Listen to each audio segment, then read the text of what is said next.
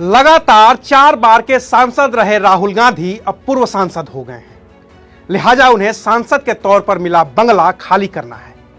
राहुल गांधी इसके लिए राजी भी हो गए हैं, लेकिन सबसे बड़ा सवाल यह है कि अब राहुल गांधी रहेंगे कहां, क्योंकि राहुल के पास अपना कोई घर नहीं है। इस वीडियो में इस सवाल का जवाब तलाशने की कोशिश करेंगे और साथ ही साथ ये भी बताएंगे कि 1977 में जब इंदिरा गांधी लोकसभा का चुनाव हार गई थी तो उन्हें भी बंगला खाली करना पड़ा था और तब उनके पास भी कोई घर नहीं था, तो वो कहां रह रही थी। नमस्कार, मैं हूं अविनाश और आप देख रहे हैं अनकट। 12 तुगलक लेन ये एक सरकारी बंगले का पता है जिसमें राहुल गांधी पिछले करीब 19 साल से रह रहे हैं।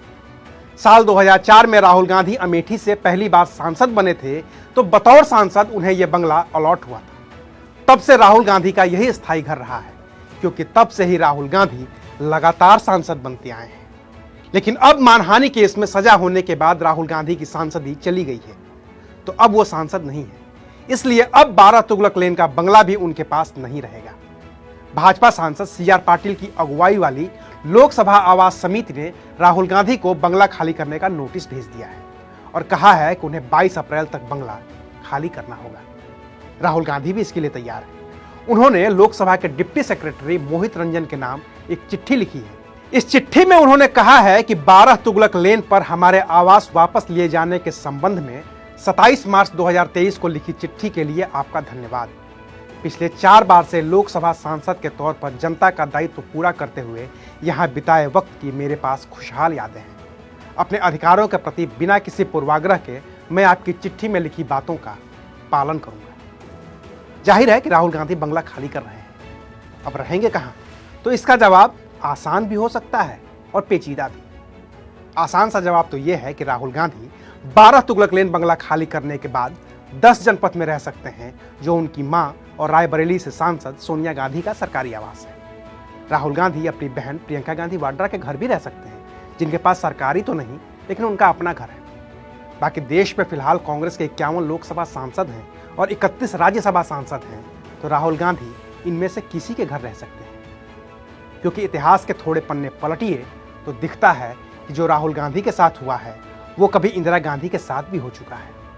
और राहुल गांधी तो सिर्फ 4 बार के सांसद रहे हैं, जिनके संसद सदस्यता जाने पर उन्हें बंगला खाली करना पड़ रहा है। इंदिरा गांधी तो 2 बार प्रधानमंत्री रह चुकी थी और तब भी लोकसभा चुनाव हारने के बाद उन्हें बंगला खाली करना पड़ा था।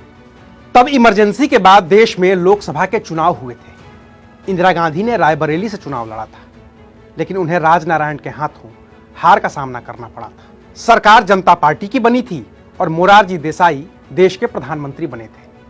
तब तक इंदिरा गांधी एक सफदरजंग रोड वाले बंगले में रहती थी और वो वहां तब से रह रही थी जब वो लाल बहादुर शास्त्री की कैबिनेट में सूचना और प्रसारण मंत्री बनी थी। कैबिनेट मंत्री की हैसियत से उन्हें वो बंगला मिला था। प्रधानमंत्री बनने के बाद भी इंदिरा ने उसी बंगले में रहना चुना, क्योंकि तब तक वो बंगला और उसका पता देश की सत्ता का प्रतीक बन चुका था।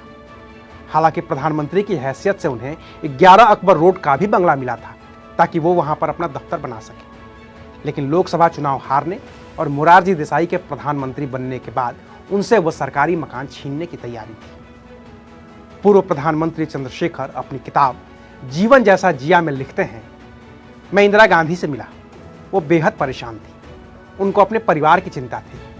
कहने लगी कि बहुत परेशानी है।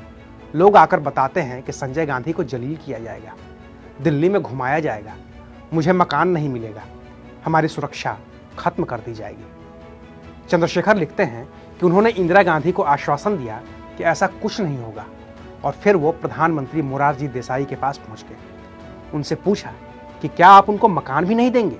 तो मोरारजी भाई ने कहा कि नहीं देंगे, नियम में नहीं आता है। तो मैंने उन्हें बताया कि जाकिर हुसैन, लाल बहादुर शास्त्री और ललित नारायण मिश्र आदि के परिवार को मकान मिला हुआ है।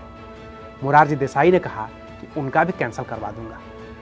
फिर चंद्रशेखर ने कहा, जो महिला इतने लंबे वक्त तक देश की प्रधानमंत्री रही, उनको रहने के लिए आप मकान तक नहीं देंगे? मोरारजी देसाई और चंद्रशेखर के बीच इस मसले पर लंबी बहस हुई और तब मोरारजी देसाई ने आखिर में चंद्रशेखर से कहा कि आप कहते हैं तो मैं इंदिरा गांधी को एक मकान दे दूंगा। लेकिन इंदिरा गांधी के पास अपना कोई मकान नहीं था। तब के इलाहाबाद और अब के प्रयागराज की पैतृक संपत्ति आनंद भवन को 1970 में ही इंदिरा गांधी ने पार्टी को दे दिया था। उनके पति फिरोज गांधी का दिल्ली के छतरपुर में एक फार्म हाउस था जो अभी बन रहा था।